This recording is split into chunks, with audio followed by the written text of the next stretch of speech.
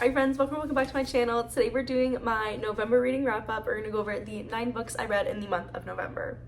Also, apologize for this lighting. It's very much just like a dark and gloomy day. Like it's 3 o'clock and like there's already no sun, just like full cloud coverage. So we're kind of rolling with what we have right now. Also, if you guys know me, 9 books in a month is actually a very slow reading month for me personally. I think it's actually the second like lowest number I've had all year for a monthly wrap up.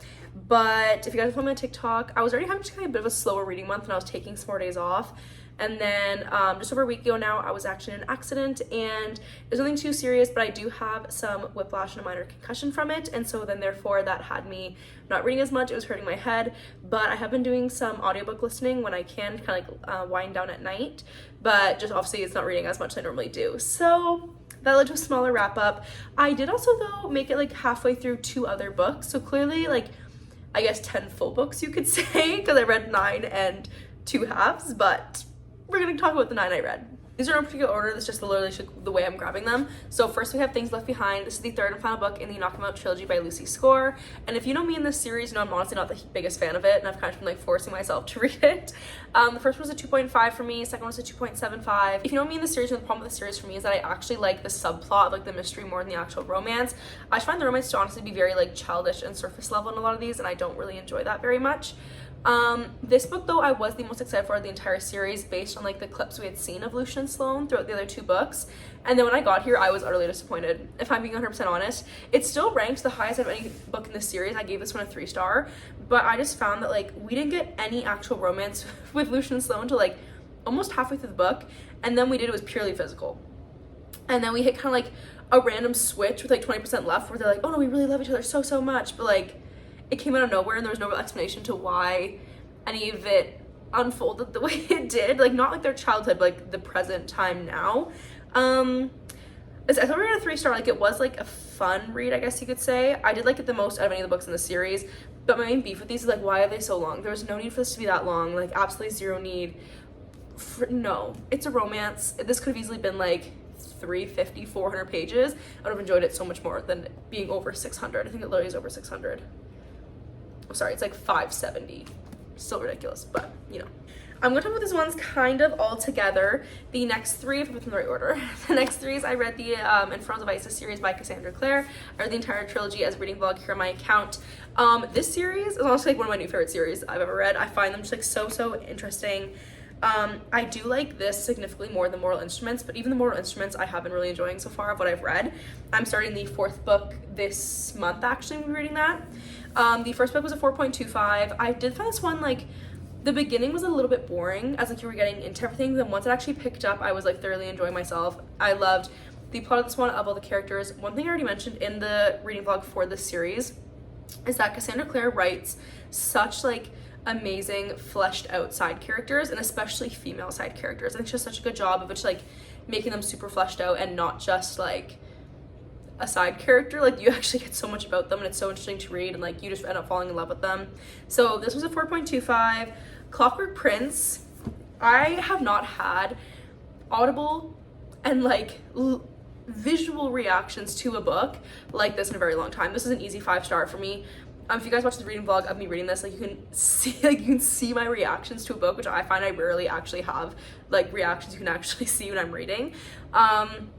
This one just like it shook me to my core, and everything about this book was just absolutely perfect in my opinion. I loved the character development. I loved kind of more the love triangle that we got to see more in this one. Just the plot of this one and how it was executed was incredible in my opinion. I loved the ending with the new character we got, and it was just perfect. And Clockwork Princess is actually a 4.5 for me. Did it make me ugly cry? Yes it did. My main thing with this one, I loved how it wrapped up. I thought it was really good.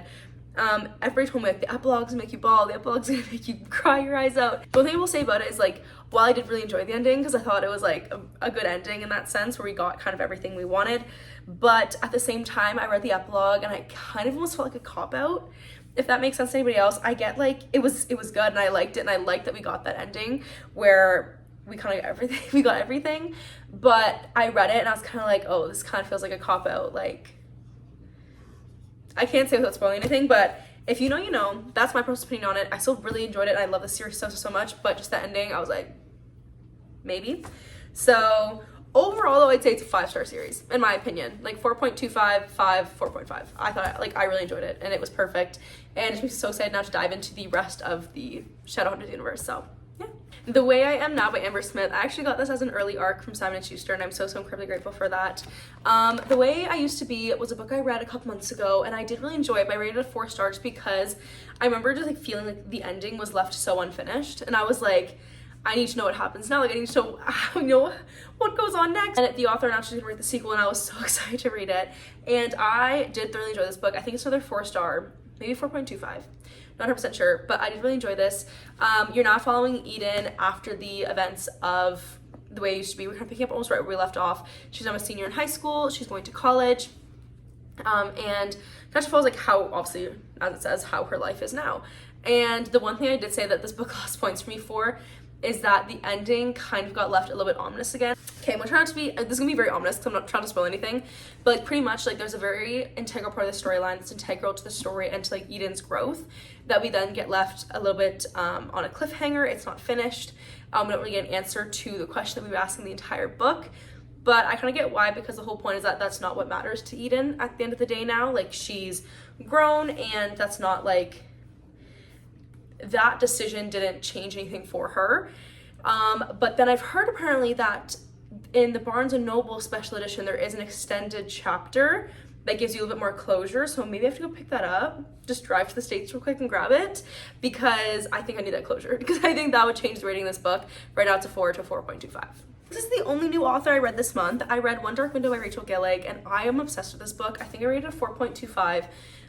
One thing I applaud this book so much for is that this book has one of the most unique magic systems I've ever read about my entire life. And it was so unique to the fact that now, like, I made Rachel Gillig an auto-buy author for me, because I truly believe that anything she writes, I will read, because if her mind can come up with that and, like, can make that whole thing, like, intertwine and make sense, I don't know what else goes on in her brain, because this was genius. It kind of honestly gave me the same feelings I had when I first read A Darker Shade of Magic by V.E. Schwab, where I read that magic system and I was like, okay, like, how do you think of this stuff? Give me the same kind of vibes. Pretty much this one, the magic system is like a magical deck of cards that you can trade, steal, get, and they obviously, like, there's 12 cards, and it's like, the 12th card, there's 12 copies of that 12th card. Then the 11th card, there's 11 copies, 10, 10. And to get down to like the most rare card only has 1 card of it. And pretty much they want this entire deck of cards to dispel the fog that's over their kingdom. And it was just such an interesting read. I loved the internal dialogue you got with the character, and Two Twisted Crowns is on my TBR for December. I'm not sure you can see it. So I will be reading that this month. I'm so excited. Then I finally read Once Upon a Broken Heart by Stephanie Garber, and this is a 4.5 for me. If you guys know, I'm just like such a big fan of Stephanie Garber's writing.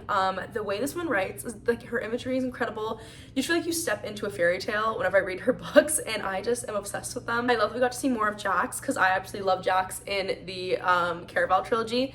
So I read this, I was obsessed with it once again, and same thing, The Ballad of Never After is on my TBR for December, and I do have now the audiobook and ebook of A Curse for True Love out on Libby, and so I'm thinking I'm gonna read both of them this month, because I've heard like the ending of The Ballad of Never After is like a huge cliffhanger, and you have to jump right into the next one. So yeah, anything Stephanie Garber writes, I'll read it, because this one just makes such magical fairy tale-like books, and I'm obsessed with them. Then I read Collided by Lauren Asher. This was actually, I think, a 3-star for me.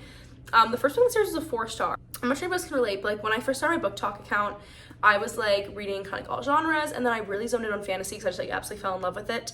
And now I think whenever I go back to a contemporary romance, I just feel like it's missing something, if that makes sense. Like, I'm used to like the such high stakes that fantasy has, or even like other genres have, to be honest. And then I go to romance and I'm like, oh, like it was cute, but like it was cute, like that's it, right? And actually the only like contemporary romance series I've read lately that I've absolutely loved was the Chestnut Spring series by Elsie Silver. In my opinion, that's a 5-star series. Like, I was obsessed with that writing, and I'm not exactly sure what it was about it, but then I find now that, so when I go back to other contemporary romances, I find it harder to rate like higher than a 3.5 or something like that, because I feel like something's lacking. Even though there's not anything missing from this book, it's a really well-written romance book, just I feel like I'm like, oh, the world isn't ending and we're not fighting wars, and that's so dramatic, but it's honestly like the way it is now. Because you know this series, this is the Dirty Air series by Lauren Asher. It's about F1 racers, and this one is about Sophie and Liam. And pretty much Sophie writes kind of like a naughty bucket list, things she wants to accomplish, and Liam finds it and like promises to like help her get through everything. And we go from there. You know, it is a fun read. It's super lighthearted. It's super fun. But like I said, for me, like Mish was in the mood for it when I read it too, but for me it was a 3-star. Finally, I read Bad Blood by Jennifer Lynn Barnes. This is the 4th book in the Natural series, and I'm so sad to see it go. But clearly it's not gone yet, because if you notice, I just have a bookmark in here, and that's because in this book, that whole first chunk is the actual book, and that second little chunk there is actually the novella that takes place a couple years later called 12. I meant to just read that when I read this book, but I haven't read it quite yet, so I think I'm probably going to read it at some point in December. But in my head, like, I finished all the books in this series, you know what I'm saying? And this series, if you guys don't know, is Teenage Criminal Minds. It's like teenagers solving FBI cold cases, and I'm just obsessed with it. The writing is so good. It's so fast paced. It's just like a really fun YA read. And I told everybody, if you've read the Inheritance Games trilogy and liked that and you haven't read these yet, these are significantly better in my eyes, to be honest. This one just tied up everything so nicely. The ending did break my heart. The ending crushed me. I was not ready for that, and kind of how that unfolded. But I thought I wrapped up the entire series so well. We got so many questions answered. And I am very excited to read the last little bit, but also like I think the reason why I kept putting the novella off is because I don't want it to be over. I don't want to be able to read any more of these books. So I read it. I'm heartbroken it's over, but it is what it is. Alright, so those are the 9 books I read in November. If you guys like this video, please remember to like, comment, and subscribe. I actually have so much fun content coming for the month of December. I came up with so many good ideas. I'm doing a like true 24-hour readathon where I like stay up all night. I'm also gonna be doing a my boyfriend or my sister picks my reads for a week. I'm gonna be doing finishing series in the middle of, and I'm also gonna do Destiny Sybil just posted this video and I thought it was such a fun idea. I'm gonna finally reread the Hunger Games series. I'm gonna try to do it in a day. So I have so many fun videos planned for this month, so if you guys want to follow along, please do. I'm also on TikTok at Angel's Book Corner, and I'll see you guys in my next video. Bye!